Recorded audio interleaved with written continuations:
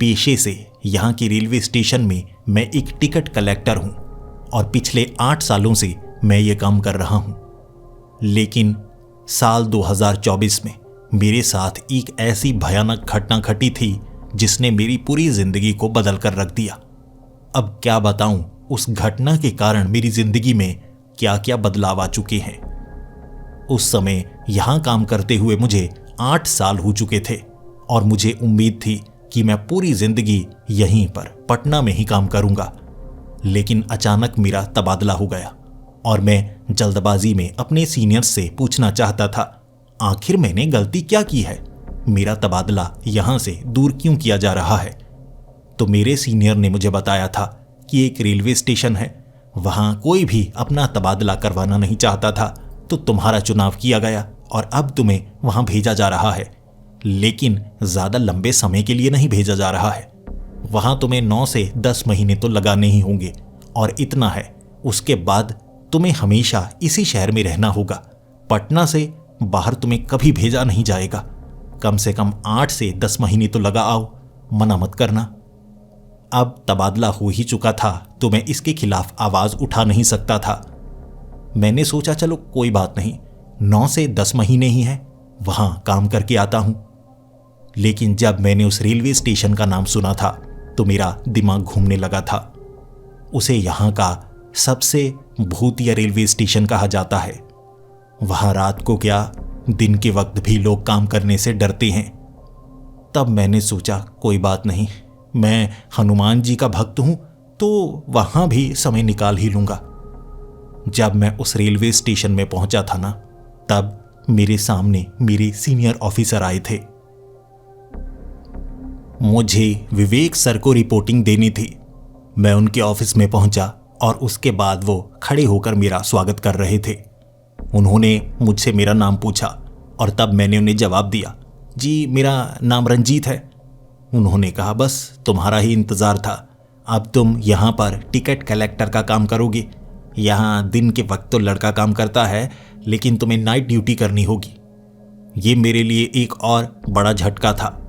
मुझे लगा था मुझे दिन के वक्त यहाँ पर काम करना होगा, लेकिन उन्होंने कहा किसी और की बदली दिन के वक्त यहाँ हुई है और वो चाहता है दिन के वक्त ही काम करे, इसीलिए रात के वक्त की ड्यूटी मुझे करनी होगी। फिर मैं क्या कर सकता था।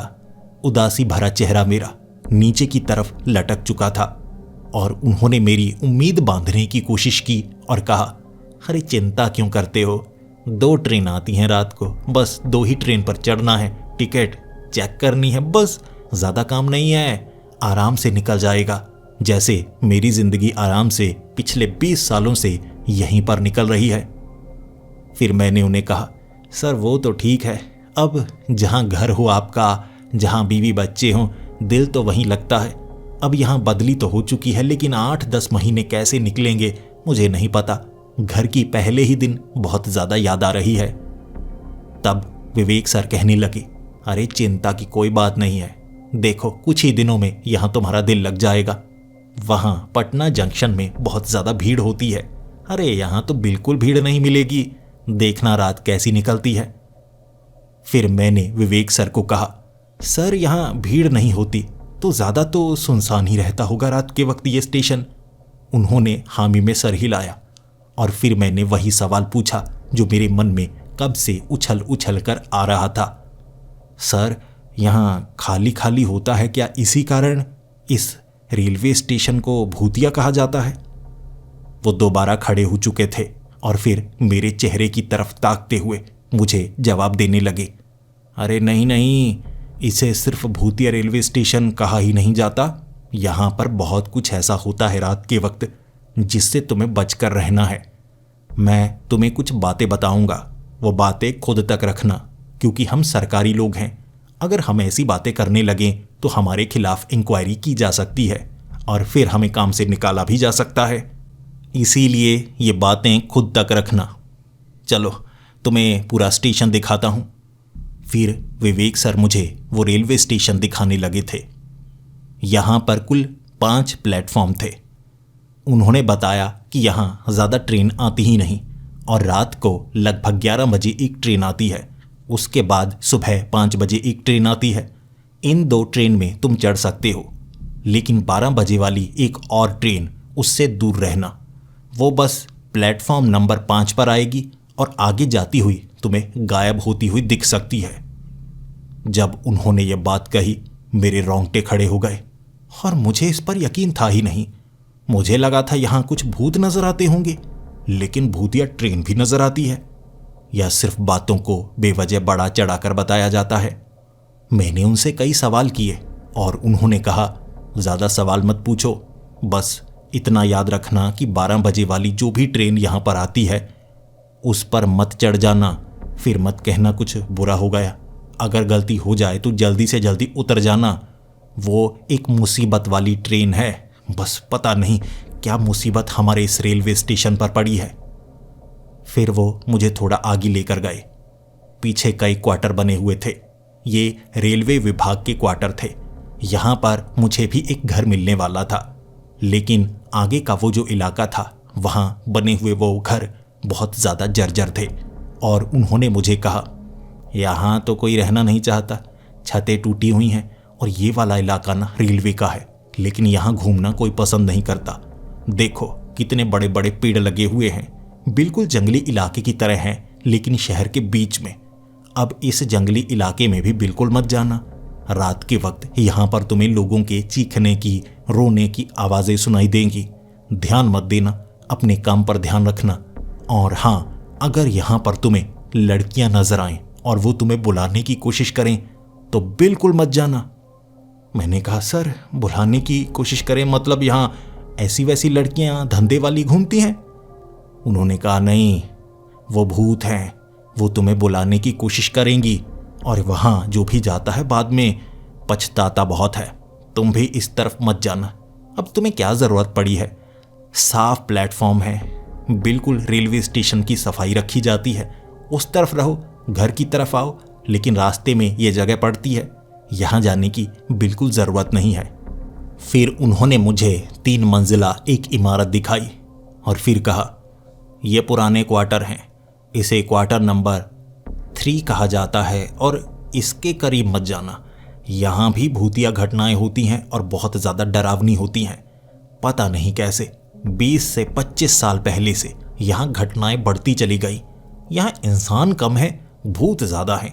अब तुम्हें कैसे समझाऊं? हर कोई ये बातें सुनने के बाद मुझे पागल समझने लगता है, लेकिन क्योंकि तुम एक टिकट कलेक्टर हो और रात को तुम्हारा आना जाना लगा रहेगा, तो इन बातों पर थोड़ा सा ध्यान रखना।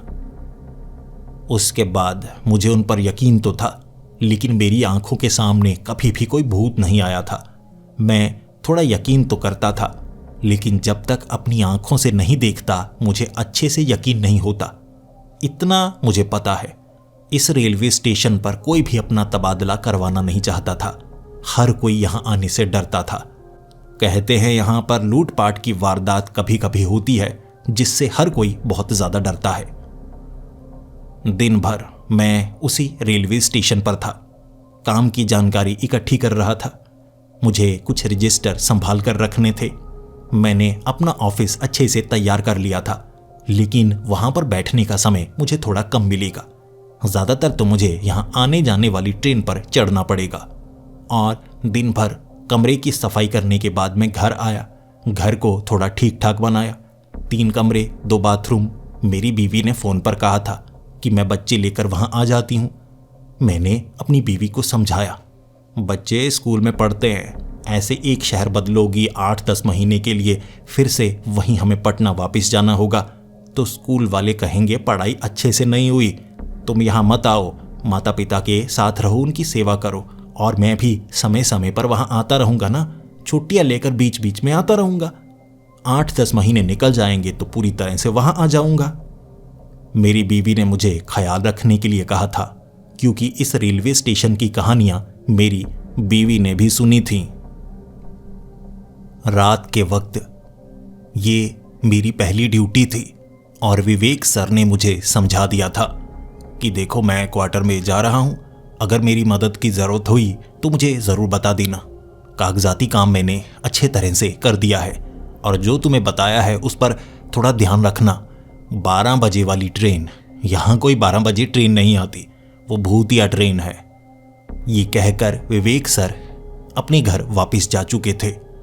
अब यहाँ पर कुछ कर्मचारी थे, लेकिन मेरा काम टिकट कलेक्टर का है। मुझे तो यहाँ होना ही होगा और ट्रेन पर चढ़ना भी होगा। 11 बजे तक मैंने इंतज़ार किया था और 11 बजे वाली जब ट्रेन निकल गई उसके बाद मुझे लगा अब मुझे आराम करना चाहिए, क्योंकि अब ट्रेन सुबह 6 बजे आने वाली थी। यहाँ रात को मेरी ड्यूटी ज़रूर लगी है, लेकिन सिर्फ 2 ही ट्रेन है। बस मुसीबत ये है, अब मुझे क्वार्टर तक खुद चलकर अकेले जाना था। मैं धीरे धीरे जब घर की तरफ बढ़ रहा, तब वो जंगली सा इलाका जो रेलवे का था, वहाँ से रोने की आवाज़ मुझे सुनाई दी। वो आवाज़ को सुनकर मैं दीवार के करीब पहुंचा और मैं देखना चाहता था ये आवाज़ कहाँ से आ रही है। क्योंकि मेरे पास टॉर्च थी तो मैंने टॉर्च की रोशनी उस तरफ मारी। वहाँ कई पेड़ लगे थे, झाड़ियाँ लगी थी, मुझे कोई नज़र नहीं आया। लेकिन जैसे ही मैं पेड़ से नीचे उतरा, फिर से रोने की आवाज़ मुझे सुनाई देने लगी। ये आवाज़ किसी लड़की की थी। कुछ समय वो आवाज़ आती रही और फिर मैंने सोचा कि मुझे वहाँ पेड़ों के बीच जाकर देखने की कोई ज़रूरत नहीं है। मैं अपने काम पर ध्यान दूंगा और वैसे भी मेरा 11 बजे तक काम हो चुका है, अब सीधा घर जाना चाहिए। वापिस आते वक्त शुरुआत वाले वो जर्जर क्वार्टर बहुत ज़्यादा डरावने लग रहे थे और वो जो गली थी वो बहुत ज़्यादा छोटी थी। उन घरों के मैं करीब से निकल रहा और मुझे हर एक घर के अंदर से अजीबोगरीब आवाज़ आई, जैसे चूहे कुछ कुतर रहे हों या घर के अंदर कोई मौजूद हो। और फिर मैं 3 मंजिला इमारत के करीब से निकल रहा और हर एक खिड़की के अंदर लाइट जल रही थी, जबकि विवेक सर ने मुझे बताया था कि यहाँ पर कोई नहीं रहता। यकीन मानिए, मुझे बड़ा अजीब एहसास हुआ था। ऐसा लगा जैसे मुझसे बहुत कुछ छिपाया जा रहा है। लेकिन फिर मैंने घर आकर आराम किया और सुबह दोबारा मैं रेलवे स्टेशन गया रिपोर्टिंग देने के लिए। विवेक सर ने पूछा था कि काम कैसा रहा और मैंने बता दिया, जी आसान ही था। 11 बजे के बाद 6 बजे वाली ट्रेन आई, अभी उसकी टिकट चेकिंग करके हटाऊं और अभी आपके पास आ गया। तब विवेक सर ने कहा, रात को कोई परेशानी तो नहीं हुई ना? ये रेलवे स्टेशन को भूतिया रेलवे स्टेशन कहा जाता है, मैं उसकी बात कर रहा हूँ। काम तो चलता ही रहेगा। मुझे कभी किसी कर्मचारी ने निराश नहीं किया है, तुम भी नहीं करोगे मुझे पता है। मैं बस तुम्हारी सेहत की चिंता कर रहा हूँ। मैंने कहा, जी नहीं, रात के वक्त तो ज़्यादा कुछ नहीं हुआ। जैसा आपने बताया था मैंने उन नियमों का पालन किया। कुछ आवाज़ें आईं, कुछ दिखा, ज़्यादा तो कुछ नहीं हुआ। उन्होंने कहा, अगर यहाँ काम करना चाहते हो तो इसी तरह हर रात करना होगा। ज़्यादा ध्यान मत देना, कुछ भी अजीब लगे समझ लो वो भूत या घटना है, उससे दूर रहना। लगभग 8 से 10 दिनों तक इसी तरह से मैं काम करता रहा। 11 बजे वो ट्रेन आती, मैं टिकट कलेक्शन का काम करता। उसके बाद 11 बजे घर की तरफ निकलता। वही छोटी गली, वही झाड़ियों से रोने की आवाज़ें आती, वही क्वार्टर के अंदर खुरचने की या किसी के होने की आवाज़ें आती। वो 3 मंजिला इमारत के अंदर हर रात लाइट जल रही होती। कभी कभी कुछ खिड़कियों के अंदर मुझे परछाइयाँ नजर आती। इतने दिनों में हर रात मैंने ये सब देखा था। और एक दिन विवेक सर से मैंने पूछ ही लिया, सर यहाँ सच में कुछ अजीब होता है, लेकिन इसे मैं भूतिया घटना नहीं कह सकता। लेकिन इतना है, क्या आपने कभी जानने की कोशिश नहीं की कि ये सब जो होता है उसके पीछे कोई राज है, या ऐसा तो नहीं कुछ गलत काम चल रहा है और उसे छिपाने के लिए भूतिया कहानियां बनाई जा रही हैं? विवेक सर ने कहा, तुम बिल्कुल परीक्षित की तरह हो। परीक्षित भी यहाँ पर टिकट कलेक्टर का काम किया करता था, बहुत उत्सुक रहा करता था और बिल्कुल तुम्हारी तरह उसने कहा था, मुझे इन पर यकीन नहीं हो रहा। मैंने उसे समझाया था गलती मत करना, और तुम्हें पता है उसने ना सिर्फ यहाँ से अपना तबादला करवाया बल्कि वो तो काम तक छोड़ गया था। सदमा लगा था और आज तक उसका दिमागी संतुलन ठीक नहीं है। जब हमें वो देखने को मिलता है जिसकी हमें उम्मीद नहीं होती, तब हमारे साथ कुछ ऐसा ही होता है। इतने दिनों तक काम करने के बाद मेरी आदत बन चुकी थी कि मैं दिन के वक्त सोया करता था। रात के वक्त काम किया करता था। 11 बजे मैं घर वापस तो आ जाता, लेकिन उसके बाद नींद नहीं आती। तो मैंने सोचा वापस आने की जरूरत नहीं है, वहीं बेंच पर लेटा रहूंगा या किसी न किसी के साथ बात करता रहूंगा। उसके बाद मुझे आदत पड़ जाएगी रात को जागने की। तो 11 बजे मैं घर की तरफ वापस नहीं आया, बेंच पर बैठा हुआ था और मैंने देखा यहां पर कोई कर्मचारी नहीं बचा था, सिर्फ मैं अकेला था। 12 बजे मुझे गाड़ी की आवाज सुनाई दी। बड़ी अजीबोगरीब आवाज थी। स्टेशन से बाहर कदम रखते ही वो आवाज पूरी तरह से बंद और स्टेशन में पैर रखते ही वो आवाज बहुत ज्यादा तेज, जैसे सिर्फ स्टेशन में ही वो आवाज सुनाई दे रही थी। और मैंने पूरे 12 बजे प्लेटफॉर्म नंबर 5 पर वो ट्रेन देखी और उसे देखते ही मेरी आंखें खुली की खुली रह गई। पुरानी ट्रेन ऐसी जंग खाई कि चल ही नहीं सकती। उसके तो पहिए भी टूटे फूटे से थे। देखने में साफ कि वो भूतिया ट्रेन है। उसके अंदर से धुआं निकल रहा था और उस धुएं ने अपनी चपेट में पूरे रेलवे स्टेशन को ले लिया था। पहले ही रेलवे स्टेशन पूरी तरह से खाली था, अब तो डरावना लग रहा था। लेकिन मैं अपने बेंच पर चुपचाप बैठा रहा। तब अचानक मुझे ट्रेन में एक लड़की नजर आई। उस लड़की के कुछ काले और कुछ सुनहरी से बाल थे, जैसे उसने बालों पर रंग करवाया हो। और वो जब मेरी तरफ देख रही, उसने चश्मे लगाए हुए थे। लेकिन कुछ समय उसकी तरफ देखते देखते मुझे डर सा लगने लगा, क्योंकि धीरे धीरे उसका चेहरा बदलने लगा था, डरावना होने लगा था। तो मैंने अपनी नजरें चुराई, नीचे की तरफ की और लगभग 5 मिनट में वो ट्रेन चलने लगी। उस ट्रेन में कुल 7 डिब्बे थे और 7 डिब्बों में और कोई नहीं, सिर्फ वो लड़की ही पहले वाले डिब्बे में बैठी हुई थी। उस ट्रेन का कोई इंजन नहीं था, जैसे सिर्फ डिब्बे ही आगे की तरफ बढ़ रहे हों और धुएं में वो गायब हो गए। और कुछ समय बाद धुआं पूरी तरह से छंट चुका था। फिर से रेलवे स्टेशन पर सन्नाटा छा चुका था। ये पहली बार था जब मैंने कुछ ऐसा देखा जिसने मेरे शरीर के अंदर सिहरन पैदा कर दी थी। फिर भी बिना डरे मैं रेलवे स्टेशन पर रहा और सुबह की 6 बजे वाली ट्रेन, जब मैंने टिकट कलेक्शन का काम पूरा किया, विवेक सर 7:30 बजे वहां पहुंच चुके थे। फिर मैंने उन्हें रिपोर्टिंग दी और फिर उन्हें यह भी बताया, आपको पता है पूरी रात मैंने रेलवे स्टेशन पर गुजारी है, 12 बजे मैं यहां पर था। फिर विवेक सर ने कहा, तुम पागल हो, मैंने सबको अनुमति दी है, पीछे भी सीनियर से बात कर ली है मैंने कि रात के 12 बजे यहां कोई नहीं रुकना चाहिए, दरवाजे बंद कर दिए जाते हैं, जो भी कर्मचारी है यहां से बाहर निकल जाता है। यहां गलती हो सकती है। तुम्हें ट्रेन नजर आई? मैंने हामी भरी और कहा, जी मुझे ट्रेन नजर आई थी, वो भूतिया ट्रेन जिसमें इंजन नहीं और डिब्बे बहुत ज्यादा पुराने। लेकिन एक बात है, मैंने उसमें एक लड़की को देखा जो भूत थी, इतना साफ है क्योंकि धीरे धीरे वो भयानक होती चली जा रही थी। पहले उसकी आंखें बिल्कुल साधारण थी, उसके बाद जैसे आंखों में बड़े बड़े गड्ढे पड़ गए हों। अब आंखें नजर नहीं आ रही थी, सिर्फ एक अंधेरा सा था। फिर मुझे विवेक सर ने कहा, हाँ वो वाली लड़की, उसके बारे में मैंने तुम्हें नहीं बताया, वो सिर्फ ट्रेन में ही नजर नहीं आती, आसपास के इलाके में भी कभी कभी नजर आती है। इसीलिए रात को यहां मत रुका करो, खास तौर पर 12 बजे से 3 बजे तक। इस समय में आसपास घूमोगे ना, हो सकता है वो लड़की तुम्हें ट्रेन के बाहर भी नजर आए। उससे नजरें मत मिलाना, क्योंकि परीक्षित ने भी कहा था उस लड़की में कुछ अलग है। और बड़े कमाल की बात, जब परीक्षित काम छोड़कर गया था ना, उस लड़की के बारे में उसे कुछ याद नहीं था, लेकिन उसका दिमागी संतुलन बिगड़ चुका था। शायद उस लड़की ने परीक्षित के साथ कुछ तो किया था और मैं नहीं चाहता तुम्हारे साथ भी कुछ बुरा हो। मैंने विवेक सर की बात चुपचाप सुनी। उसके बाद रात के वक्त उनकी लगाई डांट मुझ पर असर कर रही थी। 11 बजे मैंने ठान लिया था कि मैं टिकट कलेक्शन का काम करके यहां से जल्द निकल जाऊंगा। लेकिन कुछ रजिस्टर का काम भी था जो 15-20 मिनट में निपटने वाला था। जब ऑफिस से वो निपटाकर मैं बाहर निकला, मुझे लगा था मैं चुपचाप घर चला जाऊंगा। लेकिन बेंच पर बैठे मैंने एक बुजुर्ग को देखा।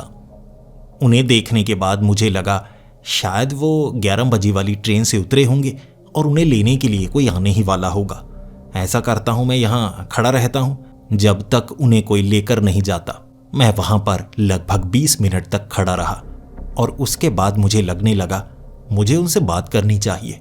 इस तरह खड़े खड़े मुझे ये भी पता नहीं चलेगा क्या उन्हें कोई लेने के लिए आने वाला है या वो सुबह तक यहीं पर रहेंगे। अगर ऐसा है तो मैं उन्हें चेतावनी दे दूं कि यहाँ रात के वक्त किसी को रुकने नहीं दिया जाता, दरवाजे बंद कर दिए जाते हैं और सभी के सभी कर्मचारी तो जा चुके हैं। फिर मैं बेंच पर उस आदमी के साथ जाकर बैठ गया। वो मेरी तरफ एक बार देखने लगा और फिर जमीन को ताकने लगा। ऐसा लग रहा था जैसे वो किसी का इंतजार कर रहा हो। और फिर मैंने उससे सवाल पूछा, जी मैं टिकट कलेक्टर हूं, क्या आपसे जान सकता हूं कि आप यहां पर क्यों बैठे हैं, क्योंकि ट्रेन तो सुबह 6 बजे आने वाली है। उसने कहा, मैं ट्रेन का इंतजार कर रहा हूं। मैंने कहा, जी आपको बताया मैंने 6 बजे ट्रेन आएगी, अभी लगभग 7 घंटे बाकी हैं, आप जा सकते हैं।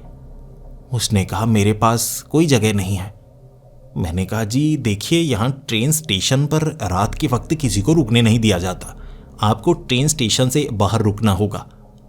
फिर उसने बाहर की तरफ देखा और कहने लगा, अरे बेटा वहाँ कहाँ रुकूंगा, यहाँ पर तो बेंच है, सो सकता हूँ, रेलवे स्टेशन है तो सुरक्षित महसूस होगा, बाहर किसी ने लूट लिया तो। उस बुजुर्ग की बात बिल्कुल सही थी। आमतौर पर हर रेलवे स्टेशन पर रात को रुकने दिया जाता है, लेकिन ये रेलवे स्टेशन भूतिया है, ये बात मैं उसे कैसे समझाता। मैंने बताने की कोशिश की, उसने पहले ही कह दिया, मुझे उन चीज़ों के बारे में पता है और मुझे ट्रेन का इंतज़ार है। मैंने कहा, जी ऐसा कीजिए, आप मेरे साथ चलिए, आराम कर लीजिए, इस उम्र में कहाँ बेंच पर बैठे रहेंगे, यहाँ मेरा क्वार्टर करीब में ही है, तो घर चलते हैं, आप बेड पर सो जाइए। उसने कहा, अरे समय बहुत हो गया है, ट्रेन छूट जाएगी। मैंने कहा, जी ट्रेन नहीं छूटेगी, बहुत समय बाकी है, 6 बजे आएगी, बताया ना मैं टिकट कलेक्टर हूं।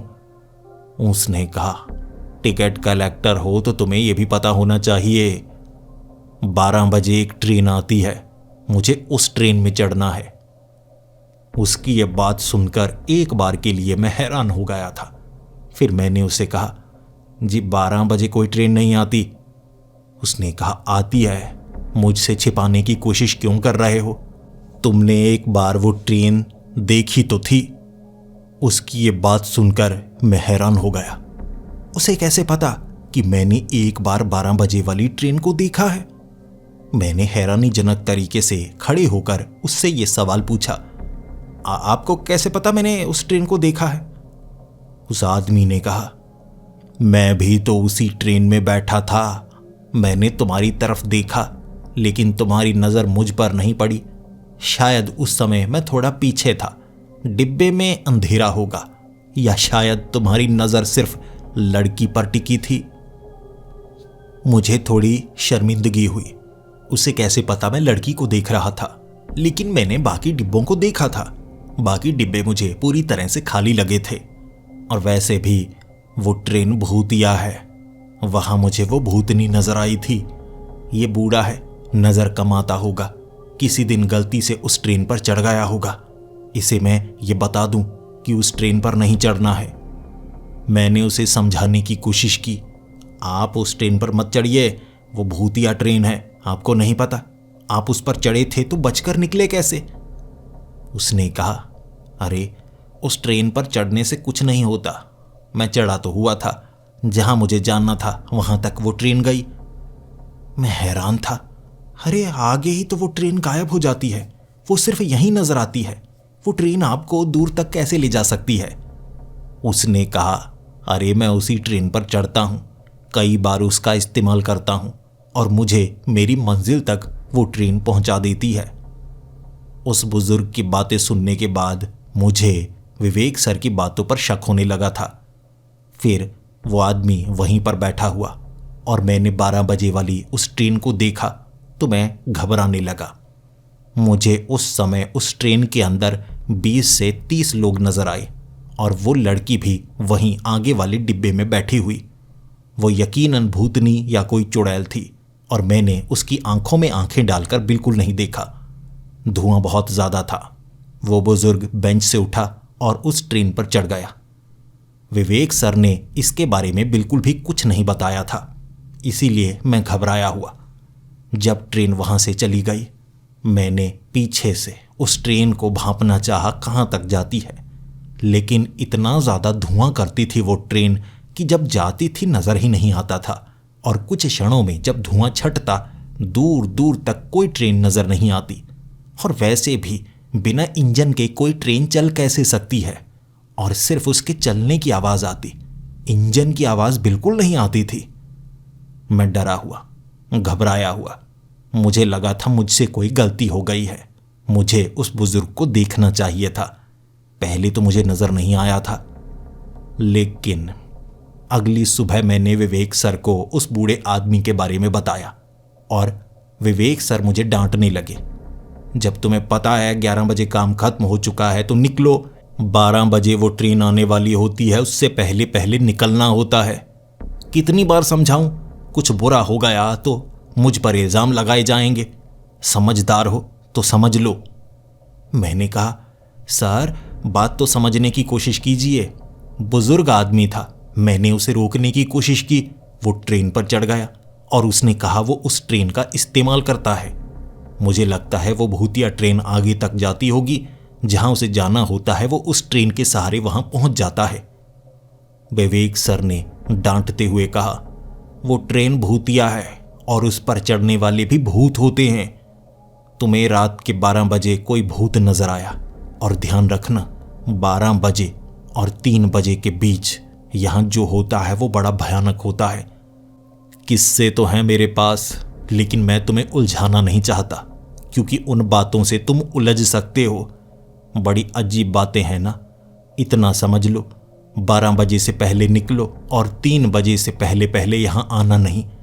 चाहे जो हो, यहां रुकना नहीं है, किसी पर भरोसा करना नहीं है। बाकी तुम्हारी मर्जी, बाद में मत कहना मैंने कुछ कहा नहीं। विवेक सर से दोबारा डांट खाने के बाद मुझे बहुत मायूसी हो रही थी।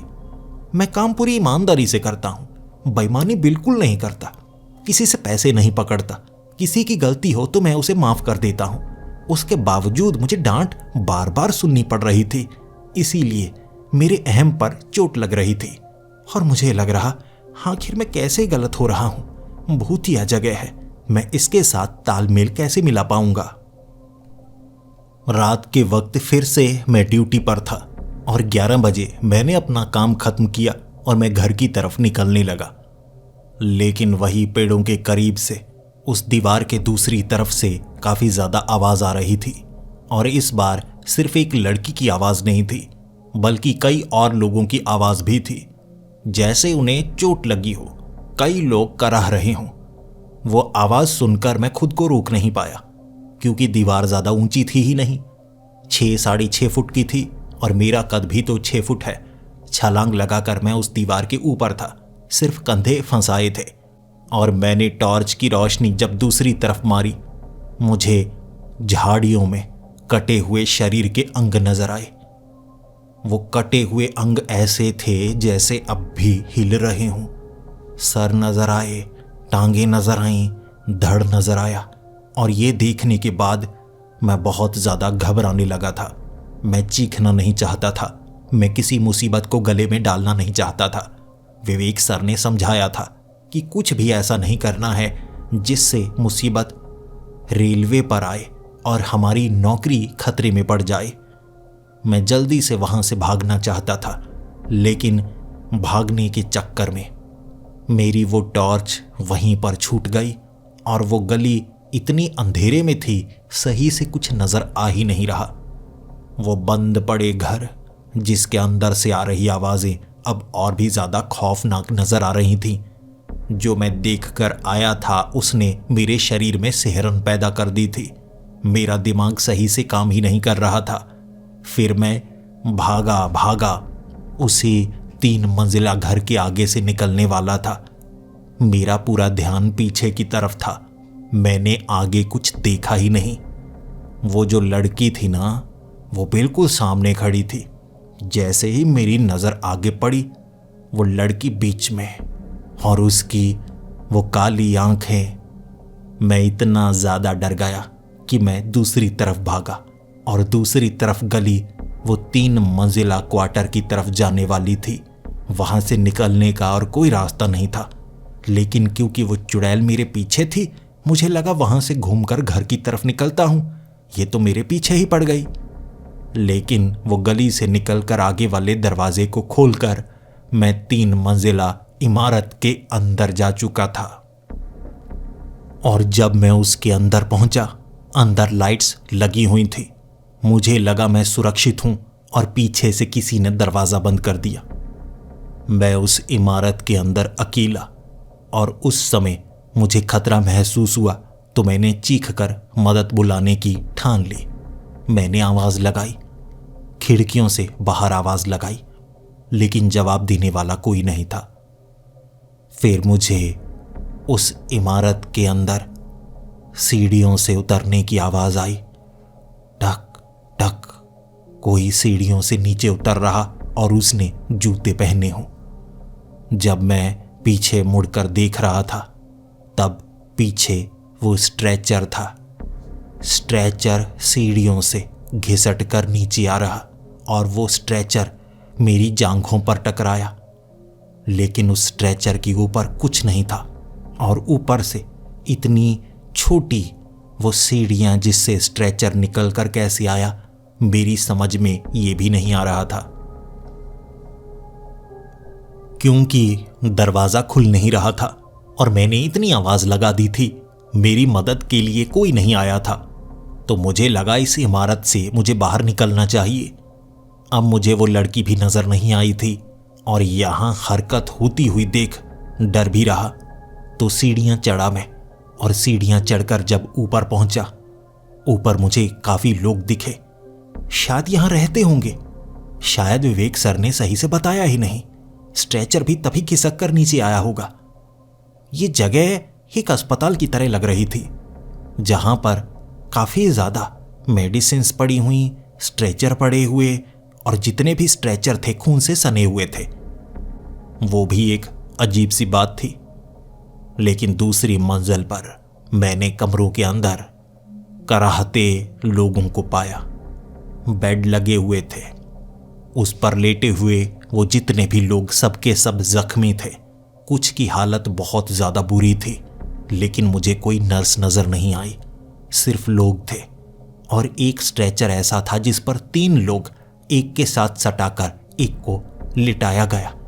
वो जिंदा थे, वो कराह रहे थे, लेकिन मैं कर क्या सकता था? यहां इतने ज्यादा जख्मी लोग, ये जिंदा नहीं हो सकते। ऐसा हो ही नहीं सकता कि इतने जख्मी लोग यहां इस तरह से लिटाए गए हों। ये आए कहां से? जब मैंने ये सोचा, मैं बस यहां से बाहर निकलना चाहता था। बिना हरकत किए उन्हें देखते देखते खिड़की को ढूंढ रहा, लेकिन बाहर निकलने का कोई रास्ता नहीं था। तीसरी मंजिल पर भी कुछ ऐसा ही था।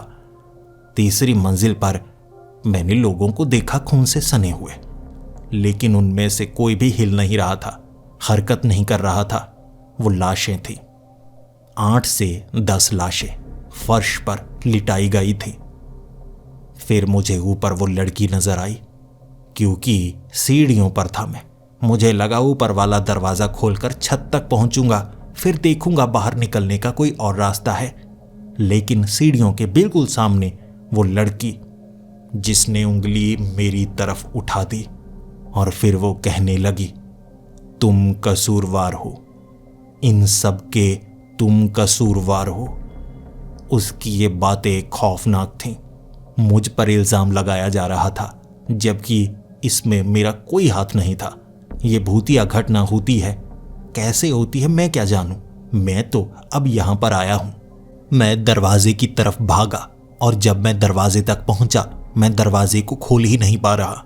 और मुझे इतना पता लग गया था, मेरी आवाज शायद बाहर जा नहीं रही है, वरना इतने में कोई ना कोई मदद के लिए आ जाता।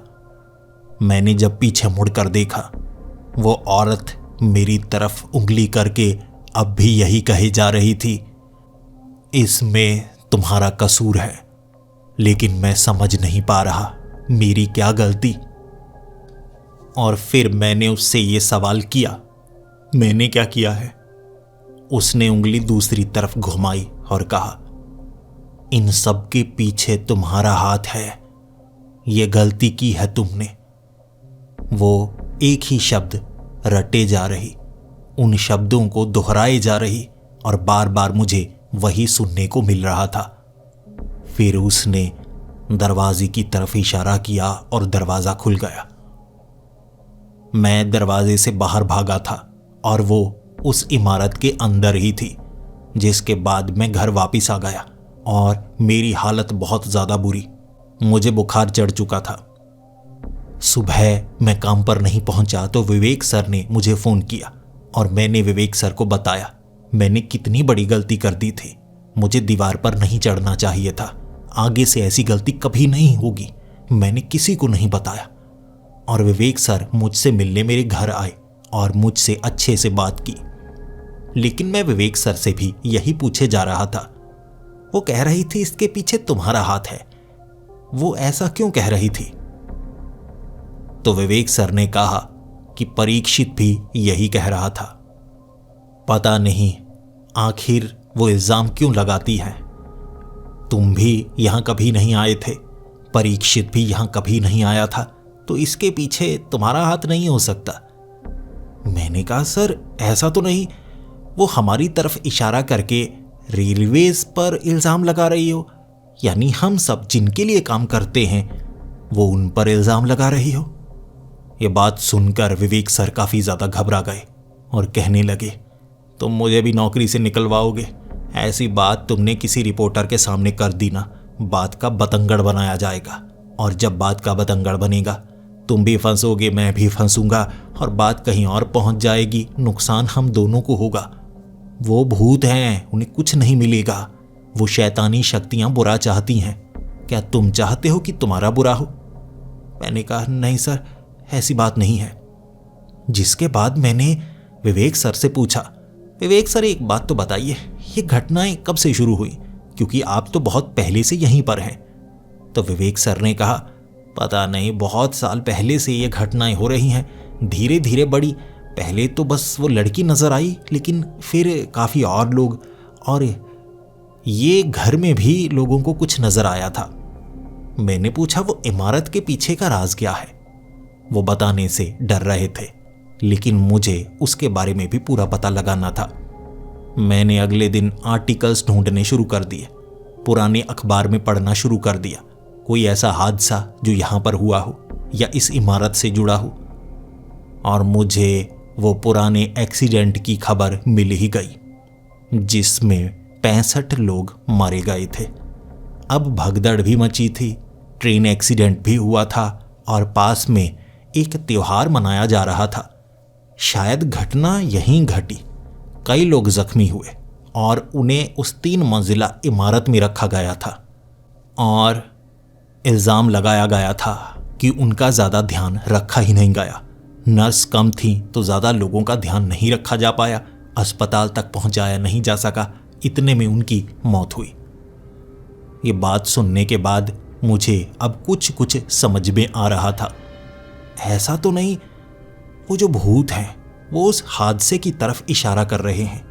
वो जो हादसा हुआ उसके बाद ये सब शुरू हो गया। विवेक सर बात को छिपाना चाहते हैं, लेकिन बात छिपाने से कुछ नहीं होगा। सच्चाई का पता तो लगाना होगा। अगर वो लड़की मुझे नुकसान पहुंचाना चाहती तो पहुंचा सकती थी। वैसे भी मैं तो फंसा था और किसी को उस इमारत के अंदर मेरी आवाज़ सुनाई नहीं दी।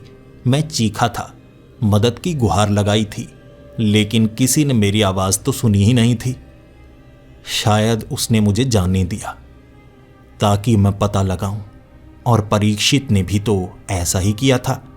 मुझे परीक्षित से बात करनी होगी। विवेक सर तो परीक्षित के बारे में ज़्यादा नहीं बता रहे थे। वो टिकट कलेक्टर जो पहले यहाँ पर काम किया करता था, लेकिन रजिस्टर में एड्रेस और फ़ोन नंबर होता है। तो मैंने परीक्षित के घर फ़ोन किया, जानना चाहा कि परीक्षित की हालत कैसी है। तो मुझे पता लगा कि उसकी हालत ठीक है। उसे काम से निकाला जा चुका है, लेकिन वो नया काम कर रहा है और अपना बिजनेस कर रहा है। मैंने परीक्षित से बात की और बताया कि यहाँ पर टिकट कलेक्टर मैं हूँ। और फिर मुझे परीक्षित की बातों से सब कुछ समझ में आना शुरू हो गया। परीक्षित ने कहा, आप ध्यान रखिए, भूत इतना नुकसान नहीं पहुंचाते जितना इंसान पहुंचाते हैं। इंसान षड्यंत्र रचते हैं, आप ख्याल रखिएगा, क्योंकि वो भूतों के पीछे कोई राज है। मैं उस राज को सुलझाना चाहता था।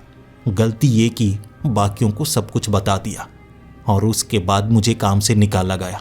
मुझे पागल घोषित किया गया, लेकिन मैं तो सच बता रहा था।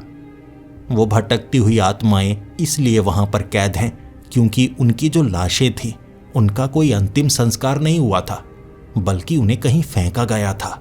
अब कहाँ फेंका गया वो मैं पता नहीं लगा पाया। उससे पहले पहले मुझे काम से निकाल दिया गया था। उस रात सच्चाई का पता लगाने के लिए मैंने खुद को खतरे में डाला था। वक्त होगा 12 बजे का। वो ट्रेन सामने थी और मैं उस ट्रेन में चढ़ा। वहां भीड़ थी, कई लोग थे और उनकी आंखें पूरी तरह से सफ़ेद, जैसे वो भूत हों।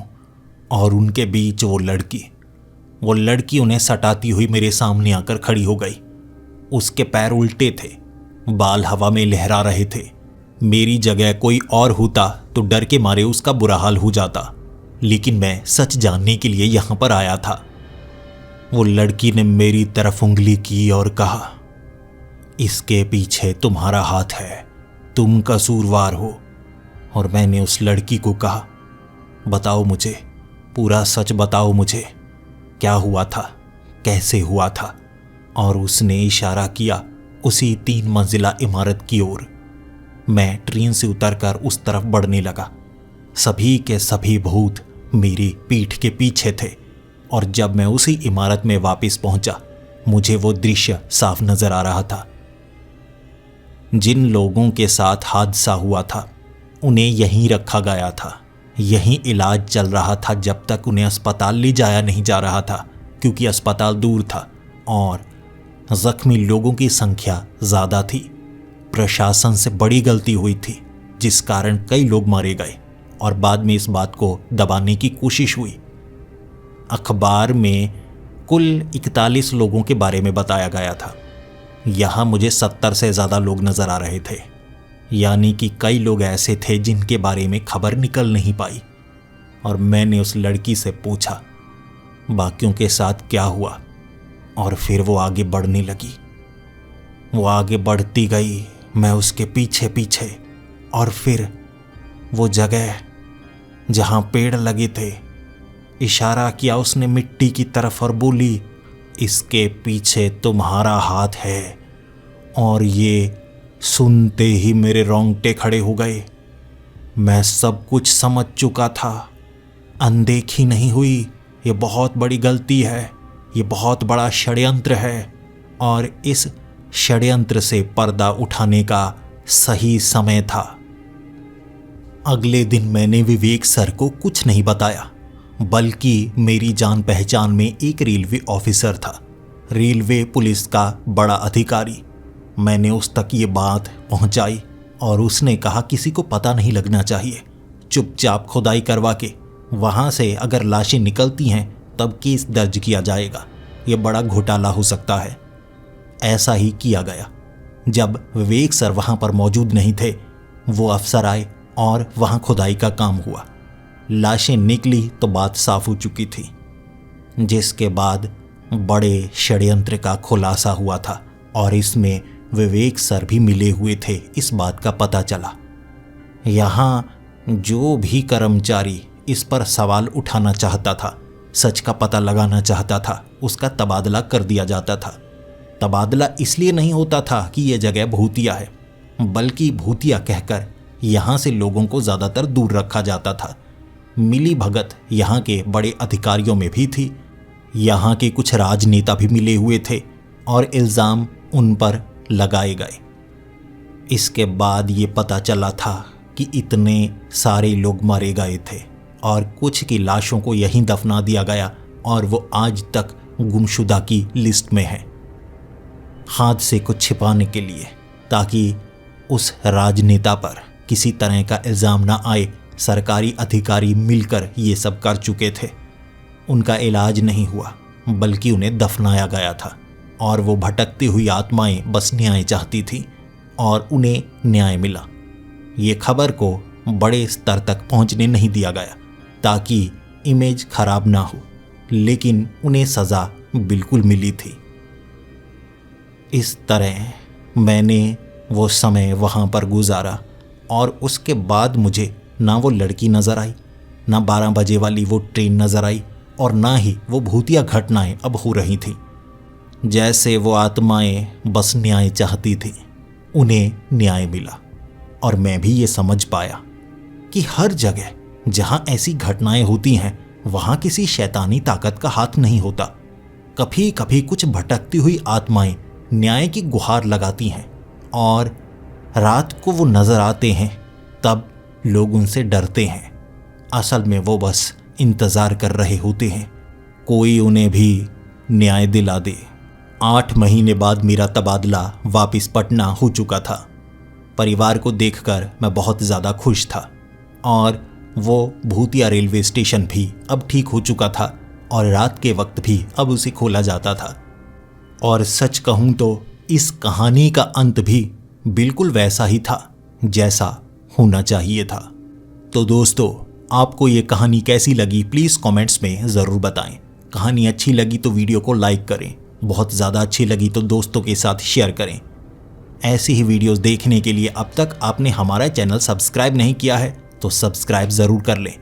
तो मिलते हैं अगली वीडियो में, तब तक के लिए डरते रहें।